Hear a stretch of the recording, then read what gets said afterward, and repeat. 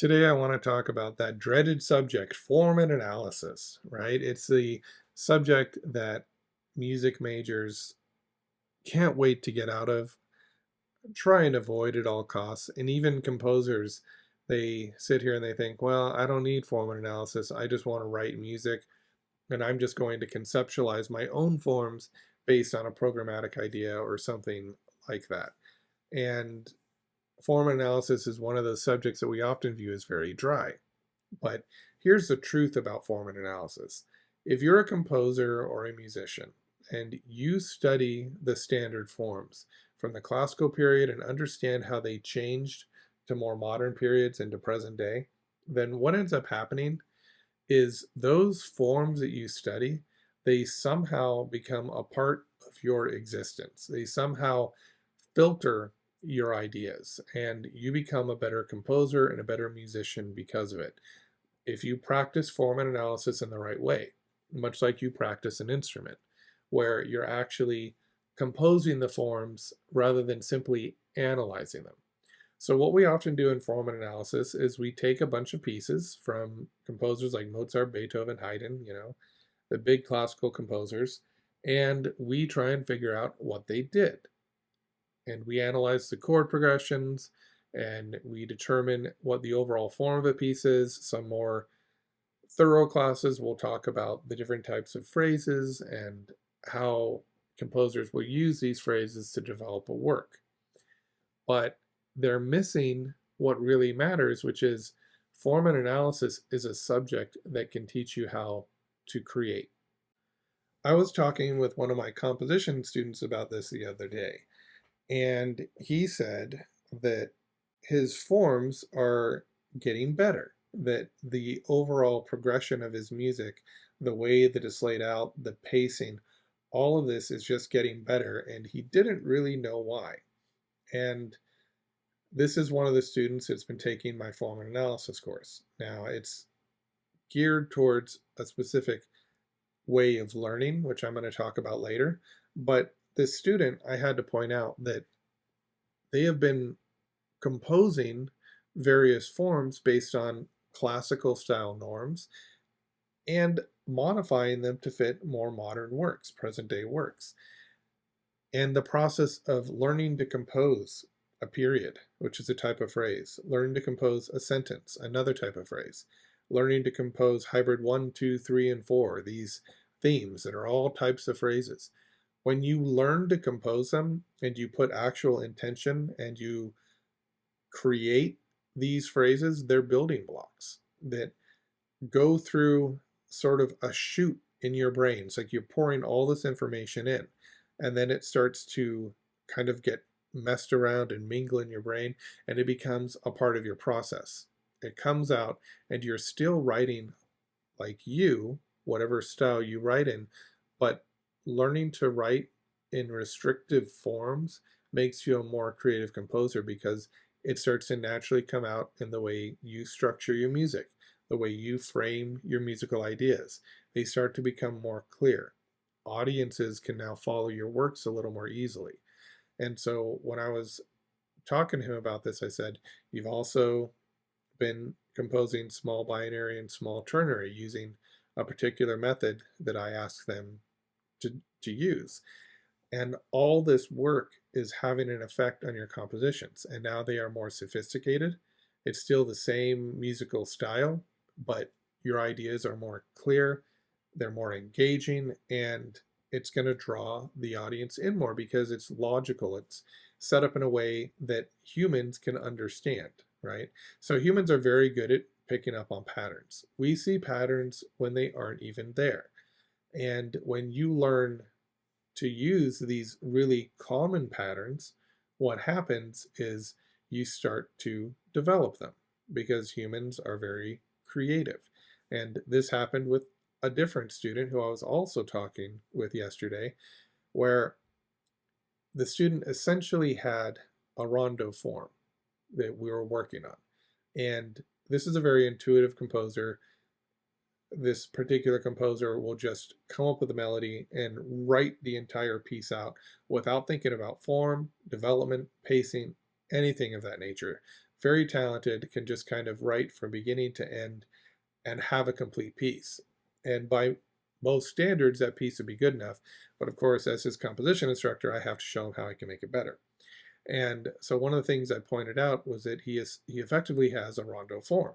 And so I had to explain this is how little he knows about the forms, but he is a great composer. I had to explain how rondo form is structured.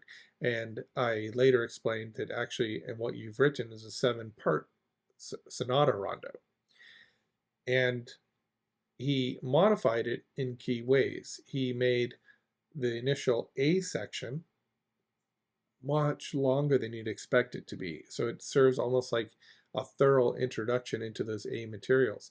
And then the other sections are a little bit shorter. The C section, kind of the middle of the sonata rondo, is a greatly expanded section. So he has been learning just a little bit about these forms, mostly through composition lessons, because he's not officially going through the form class, although I'm now pushing him to do that because he'll see better results if he does. But he is composing music that makes sense from really a theatrical standpoint. So in his music composition lessons, he's not even taking the form analysis course right now. But in the composition lessons, I have been teaching him about the forms that he's using naturally. And then he is able to take this information and improve upon the composition to make it much more logical and much more cohesive. But the reason I've created all these courses is so that you don't really have to take lessons with me. You can just take this course and you can get the fundamentals out of the way. But the real reason I created it was because I kept seeing this happen again and again with my students, where they're just lacking certain information about how music can be put together. And when they get that information, their music explodes. They start writing very fluently. They have audiation skills. They can sit there and they can just hear everything they're writing. And they're much more fluid and much more effective composers because of this. But what I realized was I keep wasting time in their lessons going over these basics: counterpoint, audiation, form and analysis, just basic techniques, right? And if I could create courses, then what would happen is the students could come to composition lessons and we could focus solely on what makes their music unique, and then we'd have more time in lessons to focus on the important stuff. So these courses are a way for me to expedite lessons and become much more efficient. And with form and analysis, you learn how the masters put music together if it's taught correctly. So if you come into a form and analysis course and they simply put a Beethoven sonata in front of you and say, find the exposition, development, and recapitulation. Great. Now find the cadences. Great. All right. Now figure out what the chord progressions are. How is Mozart getting between each phrase? What does that tell you? It tells you very little about the actual piece because that's basic information. An exposition tends to follow a particular rhythm where there's different key areas. Seeing how Mozart does that and knowing the chord progressions he uses, that doesn't really help you as a composer compose your own music. But what does help you as a composer is if you can understand the phrases that he's using and how those phrases actually function. So a period is very lyrical. A period will give you a basic idea. So let's just give a quick example. Let's say this is your basic idea. Okay, you could repeat that basic idea, maybe sequence it, and then you have the start of a melody, right? Or you could have a contrasting idea that comes after the basic idea. Okay, so that's a basic idea followed by a contrasting idea. So when you understand how the repetition of the basic idea creates one impact and the lack of repetition by the contrasting idea creates another impact, as a composer, this stuff starts to naturally seep into your existing writing process and you become a more fluent and effective composer. I once heard somebody say, and I'm not going to mention the name, but the idea was that why study counterpoint unless you want to write like Bach? And I think this is a really short-sighted way of viewing counterpoint. So yes, counterpoint deals with the 16th century and the 18th century styles. But what it does when used correctly is counterpoint teaches you to hear multiple independent lines. It also trains you to hear consonant and dissonant intervals. And when you go and write your own music, maybe you're not going to write in 16th and 18th century style. I actually hope you don't. But what it can do is teach you to audiate. So when you approach counterpoint properly with the sort of traditional view that everything that you see, everything that you write, you should be listening to internally, not just playing on the piano, hearing internally, then you are taking counterpoint and you're making it a part of your being. And so it doesn't change the way that you write, but it makes the way you write more effective and more cohesive. And before you even take counterpoint, you should study some audiation techniques so that you can learn how to hear stuff in your mind to begin with. You start with a single line and then a second line below that, maybe just a drum track, and then eventually you go to 2 lines, 3 lines, 4 lines. And counterpoint helps with that because once you have the basic audiation framework down and you can hear at least 2 lines in your head, you go into counterpoint where you first learn two-part counterpoint. So now you're dealing with 2 lines. The canus firmus doesn't change, so one line is always there, and the second line you can kind of audiate on top of it and preview your counterpoint before you set a note to paper. It also teaches you generically what the sound of a sixth or a third or a fifth or a fourth sounds like. And it teaches you how to write melodically, even though you're not going to think about that when you're coming up with a melody. Most composers don't sit down and think, okay, I have a melody, I need a single high point, and I need to make sure there's a basic idea followed by another basic idea, which would be a sentence structure, or a basic idea followed by a contrasting idea, which would be a period structure. I mean, this is a very quick and dirty explanation of those structures, but most composers don't sit down and think about that. But when they compose in that way, as practice exercises, in an effort to develop their knowledge of the craft, then they become much more effective composers and writers. And the thing is, so many people drag their feet. They say, well, okay, I'm more interested in the ear training. If I just have a good ear, everything else will fall into place. If you have a good ear, everything will be easier. You'll definitely boost your level. You'll be at a higher level if you have a good ear. But there's so much more to learn. And my teaching for 8 years at university made me realize how important theory actually was because to be honest, never cared much about theory. When I was an undergraduate, I completed my entire program. I got through my theory classes. I was pretty quick at figuring stuff out. I mean, I remember in my last semester, I really hadn't been paying attention the entire semester, and they put this Babbitt square in front of me as part of the final exam. And luckily, they had filled in certain aspects of it, so that was enough for me to figure out how this thing worked, and I was able to pass my final. But I learned how to do a Babbitt square in the final exam, and that's just how much I didn't care to study theory. So I always thought you just use your ear. I remember having an argument with one of my, not really an argument, but a discussion with one of my composition instructors, and I said, well, I don't really think you need to use music theory to compose. And he said, well, how do you know how to get from this chord to this chord? How do you get out of a problem like this? And I said, well, use your ear. You just use voice leading, and I barely knew what voice leading was at that point, and you use your ear and you just hear your way out. And if you can't hear it, you go to a piano until you find something that works. That's really how I composed. And my entire senior recital to this day, I have not analyzed it. I don't know a single chord that I put on the page for any of the music I wrote. You can actually listen to my senior recital. It's a CD called The Beast of Gévaudan. In America, I always say Gavaudan.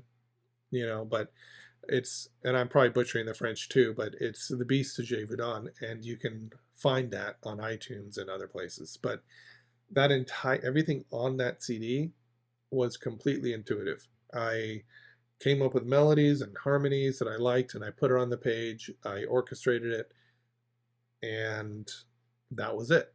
And so that was enough for me for a long time. But then when I got to graduate school, I had a really great composition instructor. His name was Daniel Asia. And somehow, I don't know, it was just the way he taught, he got me to start thinking more deeply about my music. And this was something that was starting to happen even before I got there a little bit, where I really wanted more out of my music because I'd reached a point where I could pretty much write the music I wanted to write, and I didn't know what the next step was. I didn't know where I was going to go from there. And I felt like my music was missing something. I felt like it was enjoyable, it had some nice melodies in it, it even had some powerful moments and some unique chords, and I enjoyed it, but I lost interest because I wanted something more out of it. I felt like there had to be more than just coming up with a pretty melody, putting it on the page, and calling it a day. And so I got really deep into Schoenberg's book, his Theory of Harmony book, and I started reading that, and I started going through the exercises. And this was really, I guess, right before I started graduate school, because I even did some of this, but not in a consistent way. I did start doing some of this towards the end of my undergraduate program because I felt like, well, I need to learn theory because it's just something that you have to learn. And I thought that would be a fun way to learn it. But it was really in graduate school where I started to have the time to study it more intently because I wasn't taking all these core classes anymore. And graduate school is great. I could just focus on music courses. And what ended up happening was it sent me down this spiral in a sense where I really started to want to codify all these trainings. I wanted to create programs to help my ear get better because Daniel Asia was testing me on my ear every week, and I was kind of ashamed because my ear wasn't where it needed to be. And so I created like 2,000 audio files to train my ear. And later, after I graduated and eventually when I became a university professor, I started using these on my students. And then I had, over 1,400 students that I could practice on over my time there. I taught over 70 courses, and I could use these materials over and over again. And I developed a lot of new materials. And so I started to develop these courses that would basically train musicians because what I learned was that my music was missing knowledge. It was missing any sort of intellect. It was completely intuitive. And I didn't know how to edit my compositions. Once the piece was done, as far as I was concerned, those were the chords they came up with. I didn't know enough to know what was bad about my music. That's kind of a dangerous place to be when you sort of have an idea, you put it down on the page, and you think it's perfect and it can't be changed. And there's nothing anyone's going to tell you is going to help make it any better. And that's what I felt. So I started to go to music theory to see if I could get better at composing. And what ended up happening was I actually lost interest in composing a little bit, partially because I had learned to write the music I wanted to, and partially because I felt like once I started down the rabbit hole of music theory, I just needed to learn everything before I go back and compose. And so I fell into this trap of I'm going to stop composing and focus my time now on learning theory and filling in my gaps. And so this is what I want my composers who study with me, and I mean, this is 20 years ago at this point. I graduated from my master's program in 2007, so a long time ago. So I've had a lot of time to work in the world and compose and work as a freelance musician and things like this. But what I really wanted was I didn't want anyone else to have to go through that didn't want to, because what I had to do was I jumped from theory to theory, from book to book, trying to find what I needed to create this ability that would allow me to take my music to the next level. And that's why I created all these courses. It starts with, Okay, I'll play some songs like. Siri just came on. I'll have to be careful not to say her name again. So hopefully that didn't turn on anything in your house either. So I created these programs because what I really wanted to do was save other people a hassle. And so I started with my Elements of Music Composition book. The Elements of Music Composition book it's now in the fourth edition, and it's just developed over the years. It was what I learned in my graduate studies and in my time as a professor, because now I've updated it into a fourth edition. And it was the information that I felt composers needed to know. The cornerstones of music, music theory, orchestration, counterpoint, how all these things can interrelate and how all these things are important to your life as a composer. So it was really kind of a reference guide for young composers to know where to focus their attention. That's how all this started. And then I later created the Music Composition Technique Builder, which was based on my skills that I developed where I learned how to audiate music, which means hearing music internally. And so it's this idea that, you can play something on the piano or you can hear it in your mind. So playing on the piano, you end up using sort of muscle memory to play. When you hear something in your mind, you don't resort to learn patterns because you don't really need any technique to play anything in your head. You don't need to develop really quick finger skills. You don't need great finger dexterity. You don't need to have vocal technique. You can just hear anything in your mind, and then what you can hear, you can figure out how to put on paper and have others perform. And so that's really what audiation is. And so I started to create my music composition technique builder to just share the techniques that worked for me. Jump forward to today. I served as a visiting assistant professor in music theory. I was a college professor for 8 years. I started as adjunct and worked my way up to a visiting assistant. And the reason I got the visiting assistant position was because they wanted somebody to teach Schenkerian analysis, and their schedules didn't really meet the demand for that, and they also needed a full-time professor, so I was able to get that promotion to the visiting assistant position. And I worked in that for a couple years. I ended up teaching Schenkerian analysis, I think 4 years. I taught 20th century technique for 3 years. I taught counterpoint for several years. And this was teaching both undergraduate and graduate students, as well as, my core courses that I taught. I always taught first year music theory and ear training as well, and many other courses. I taught a composition seminar at one point. And so I had a lot of experience refining my ideas, working with students, and getting real time feedback and figuring out, okay, this works, this doesn't, this is more effective than this. And that's what's made my ear training program so successful. I mean, anybody that takes it, I haven't heard a single report.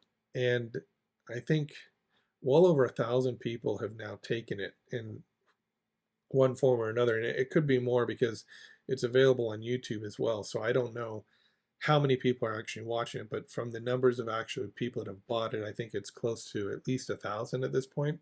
And I have never heard someone say, yep, I took it and nothing changed. What I usually hear is people tell me that, wow, it's really opened up my ear. I'm hearing things in music I never heard before. I'm able to improvise better. I'm able to pay more attention to what's going on in my ensemble because it opens the ear using techniques that I know work because I spent so many years developing them with students. And it's not like it started that way. I started with the exercises that I used on myself to develop my ear. But I discovered through working with students that, there's different learning styles and there's different levels of capability. And so I was able to refine it to really approach a wide group of students, a wide range of abilities. And that became the first course I really started working on, which was a flawless ear training course. I then started to create an audiation course for my composers, which is now finished. And that has been doing fairly well too. The people that do the exercises, and it's hard, it's kind of like the music composition technique builder, but it's the next level, because now it's really teaching you through guided video exercises where I have you listen to certain things and then audiate them, and we gradually develop your ability to audiate. So that was a course that I created for my composers, and it's been going really well. I have the students that are going through it have said it's opened up their ear. They're able to hear 3 and 4 parts now, and they sometimes are able to hear things with stunning clarity. And so that course is working. And then from audiation, you go on to counterpoint.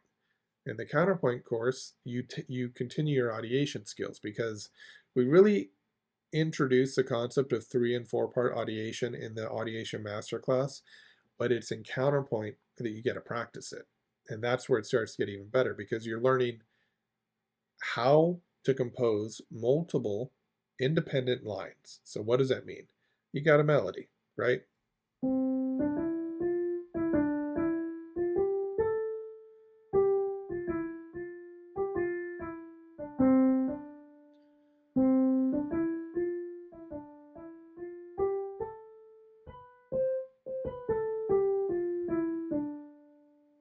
Just something I made up in C major, right?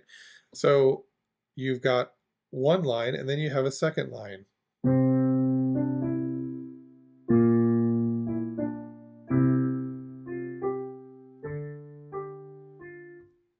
So now you're hearing 2 lines at the same time. There was a parallel fifth in there that I, should have avoided, but I'm just kind of improvising here. So what counterpoint teaches you is how to hear 2 lines because you've already taken the ideation course. You can now hear 2 independent lines, and then you can hear 3, and then you can hear 4. And once you can hear 4 independent lines, it kind of blows up from there because you use it as a composer to create your own compositions, and now you're practicing it every day. So then from counterpoint, you end up going on to form analysis. And in form analysis, what we do is I don't just teach you what a period and a sentence and what all these different themes are. I have you composing them. And I have you composing them in a very particular way that reinforces these audiation skills. So you're always working on your audiation. And really the form and analysis course, we don't do a lot of analysis of other composers' works. We're more concerned with creating music as exercises. So you come in and you compose a period, you compose a sentence, you compose a small binary. And I give you some examples of how to do that, but we teach it, we treat it as a composition class. So that's why it's form and analysis for composers. Anybody can take it. Anybody that wants to learn to understand how music's put together can take it. And you will learn how to analyze music through that class. You will learn how to analyze traditional music. But I think much more importantly, it will teach you to be a composer if you want. And if you just want to play around and write a few tunes, the form analysis course will help you with that. But it needs a counterpoint, it needs the ideation. You need to go through this whole series. And the flawless ear train is important too because you have to have a good ear. So I developed these courses, like I said, just to make it possible for my composers to focus only on composition with me so that our time was better used in lessons. And I could talk about individual techniques as they relate to their unique compositions, because this is something that a lot of composition instructors, I think, miss.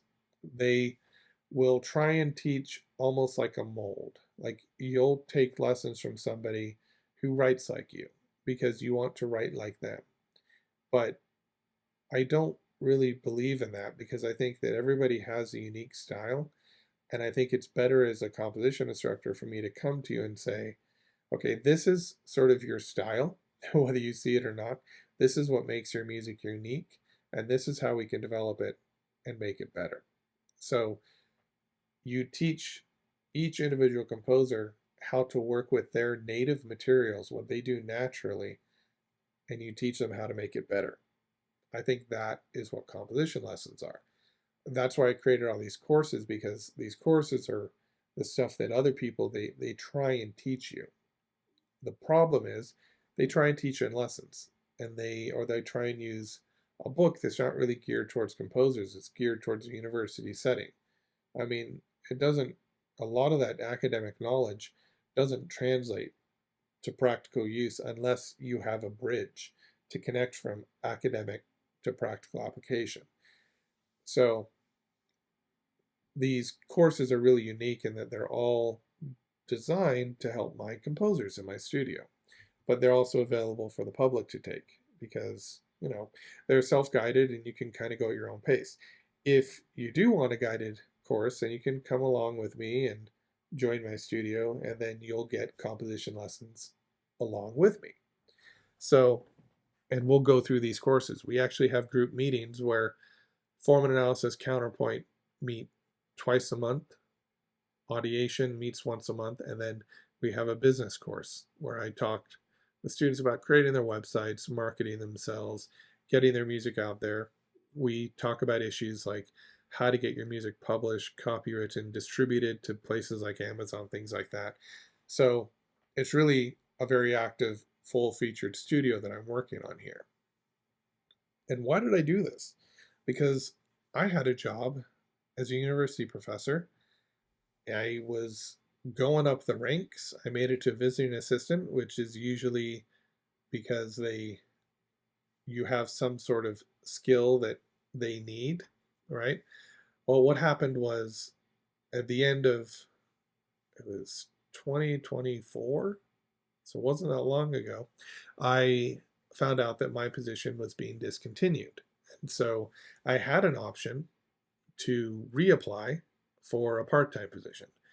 And I decided, well, knowing me, if I take a part time position, I'm going to spend just as much time and work in that part time position as I would in the full time position. And so I couldn't do it. And also, there were certain aspects of that application that I felt made me ineligible for it. So I didn't feel I met all the requirements. And I thought, well, if that's what you're looking for in an instructor, then you should be able to get that. And I'm not going to sort of waste my time applying for that position because I don't meet every requirement. And so I'd also had good luck applying at other schools. I applied at Cal Poly and it was me and one other person.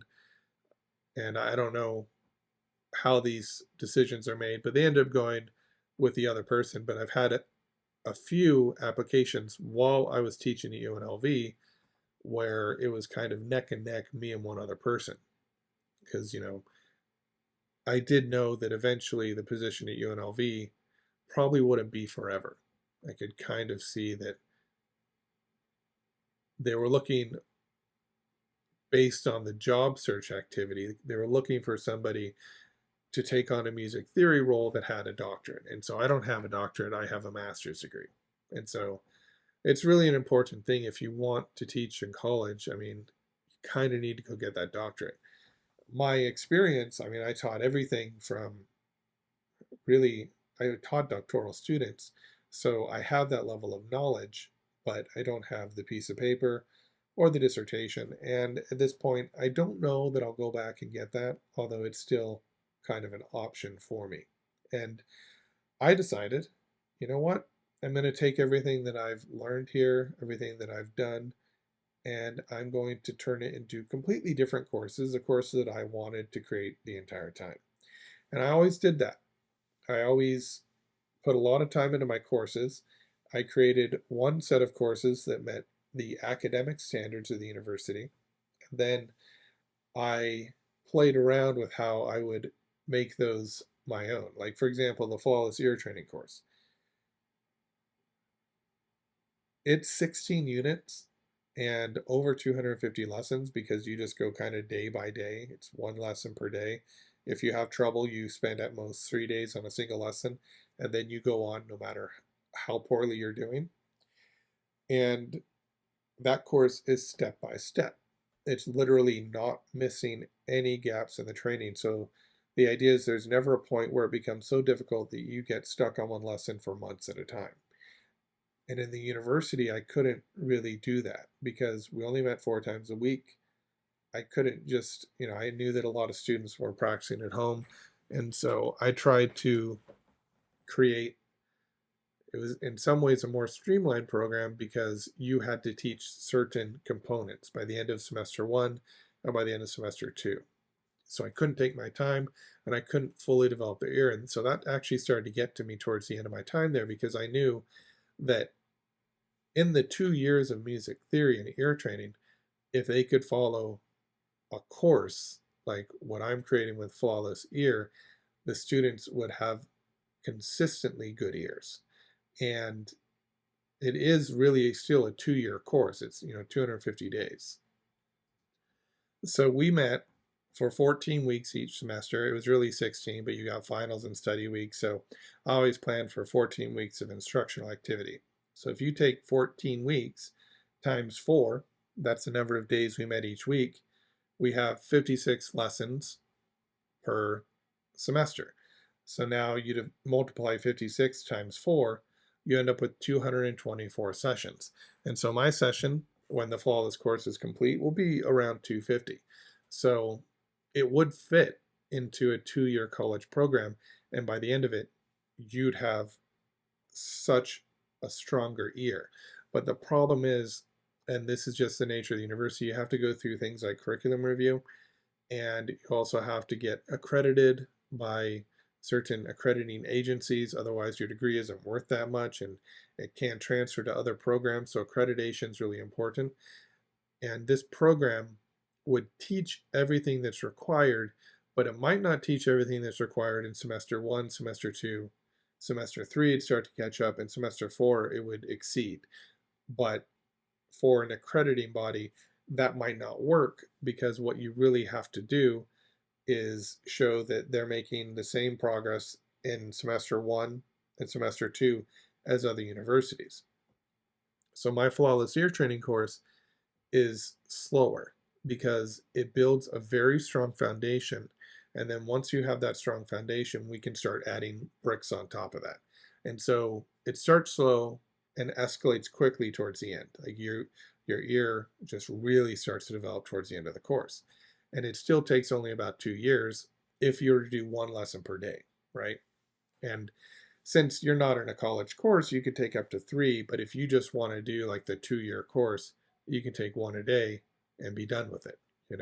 And then you could even go through and do it again if you wanted, but at the end of the 2 years, you should have enough of an ear that any gaps you still have left can be filled in by your own musical activities. That's the point of it.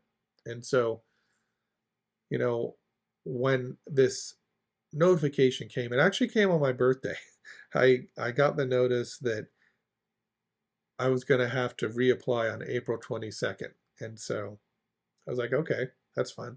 So maybe that's why I'm doing this podcast now, because it's going to actually be close to April 22nd when it's released here. So what I decided was that thank you for your time. I really enjoyed teaching in the university and I valued my colleagues and everything I learned, but I took as a sign that it was time for me to take everything that I've done and turn it into sort of this massive empire of courses. Because I believe that composers that find this are going to really benefit from it and they're going to develop the skills that they always wanted in less time. And that was my goal because you are basically able to take my 20 years of searching, and I was a musician longer than that because I started really when I was 10 years old, but you can take my 20 years of searching and get it in these streamlined courses, these really simple courses that are going to help you. And there's also a music theory course out there now as well that you could take in between counterpoint and form analysis. Now, the music theory course, in my opinion, music theory should be taught in form and analysis, but there is a benefit to learning music theory quickly. And so I did create a music theory course because I taught first year theory. I created those entrance exams, and so I know what's expected in college. So For those of you that are about to enter a program, like a graduate program or an undergraduate program, you want a graduate review, take my music theory course. It's about 10 hours of content. You go straight through. You'll probably be able to pass the test based on that. Especially if you study and don't just watch the videos. And then if you're going into an undergraduate program, you take this course, you're going to have the theory that you need really for the first 3 semesters. So you can kind of get ahead and you get a head start. So when you go to college, you're not learning theory from scratch, which is another thing I kind of wanted to talk about because my experience as a music professor, I would see students come in and they were great musicians. They had great talent, but they didn't know music theory, and in some cases, they didn't have a very good ear, and it held them back. And in some cases, I think it even pushed, I know it pushed some students into choosing another career field when I feel like, if you stick with it, you can do music. Music's a hard field to survive in, but you can do it if you have the right attitude and you have the right skills and you just decide this is the only thing that I can see myself doing. I mean, if you could see yourself doing something else, keep music as a hobby. That's honestly my advice. But if this is all you can see yourself doing, then commit to it, and get a head start. Right now it's April. You could start taking this Western music theory course, then start the audiation course, and you will be way ahead of everybody else when you go to college to take your entrance exams because you have to take a music theory and ear training exam to place you at almost every college. So if you were to take the music theory and the flawless ear training course, you would be well prepared by the time you get there. April's a good time to start. You're not done with school yet, but you can start working on these things so that you are ready for college. You can hit the ground running. And I mean, that's why I created all these courses, really to help people learn these skills. So that's a little bit of my story. I was a music professor, and when I found that I wasn't going to have a job anymore, I went full throttle rather than spending time creating courses and content for the university. I decided I was going to take all my courses and turn it into something for myself, my students, and anyone else that wants to benefit from it. And one of my big projects, which is the lowest priority right now because I'm close to finishing Counterpoint, Audiation's complete. I'm close to finishing Format Analysis. Flawless Ear Training still has several units to complete. So those are my priorities. But as I knock these courses off, Counterpoint will be done soon, Form will be done soon. You can start taking it now, but they're going to be finished in the next 2 months is what I plan, and hopefully in the next month. Flawless is going to take a little time, but the one flagship course that I'm really excited about is the Staff Speaks. It starts at the absolute basics. It literally teaches you how to read notes in the treble and bass clef, but it also has an ear training component because it has you identify the notes in the treble and the bass clef. So we'll start with a C and a D. And I'll say, which one is C? What were the notes? And you'll be like, C and D. And the way it's set up is it's 10 minutes a day and it's going to have 60 volumes in it. So what you can do is you come in and you just watch one video every day. And by the time you're done with the 60 volume course, you will have the equivalent of a doctorate in music theory knowledge and ear training because it's going to deal with all this stuff in just 10 minutes a day. Now the ear training, really you'll have to have the flawless ear training course to get the full impact, but you'll have some basic ear training skills. So the Staff Speaks is really my mega music theory course. It goes from everything from like grade 1, just identifying notes on the staff, to Schenkerian analysis.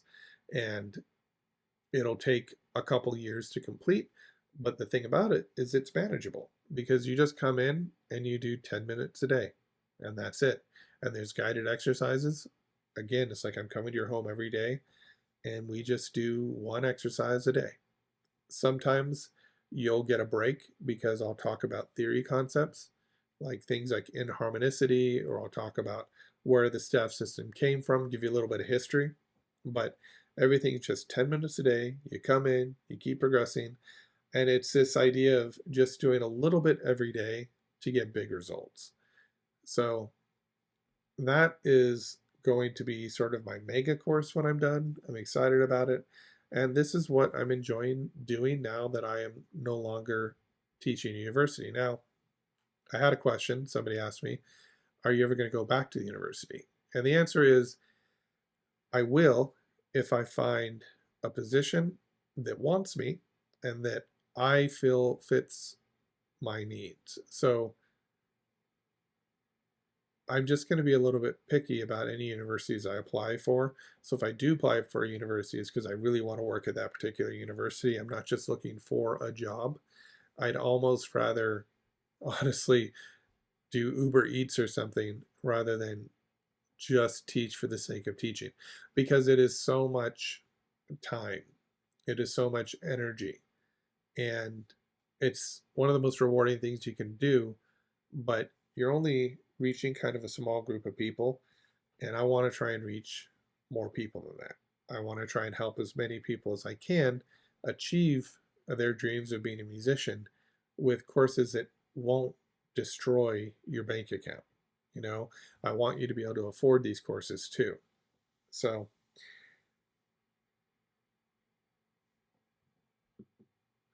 and the title of this podcast is What I Learned as a Music Professor. And I kind of did just tell you what I learned as a music professor.